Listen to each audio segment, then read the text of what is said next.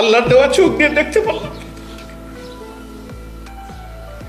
তারা মজলুম ছিলেন, দেশের বাইরে ছিলেন, আসার মতো পরিস্থিতি ছিল।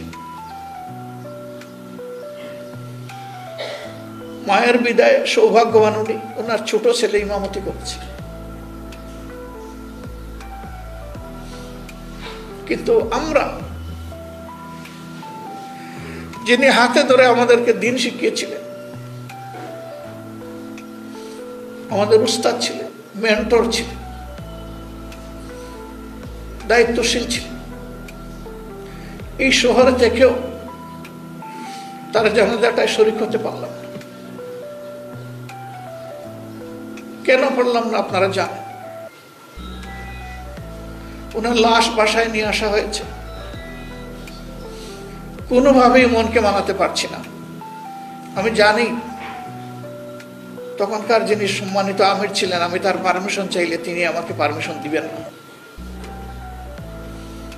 পরিস্থিতিটা এতটাই ভয়াবহ ছিল, কিন্তু তারপরে আল্লাহর পর ভরসা করে আমি চলে গিয়েছিলাম। কয়েকটা মিনিট সেখানে ছিল। এরপরে আমার সঙ্গীরাই আমাকে সেখান থেকে চলে আসতে বাধ্য করেছে।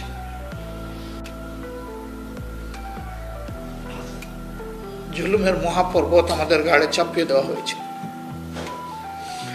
আপনজন থেকে বিদায় নিতে পারবো না, আপনজনকে বিদায় দিতে পারবো না। সবার সাথে দোয়ায় শরীক হতে পারবো না। আমি দোয়া করি এরকম পরিস্থিতি জাতির আরেকজন নাগরিকের জীবনে যেন আর ফিরে না আসে।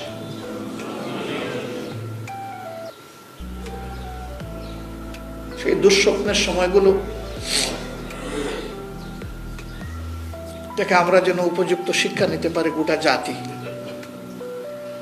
একই পথে আর যেন কেউ পা না বাড়াই।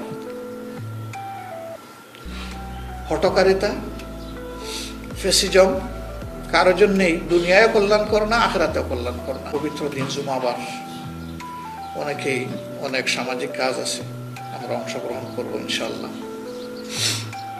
আসুন আমরা মন ভরে আমাদের প্রিয় মাতৃতুল্য মরহুমা হাফেজা আসমা খাতুনের জন্য এই দুয়াই আল্লাহর দরবারে করি যে রব্বুল আলামিন,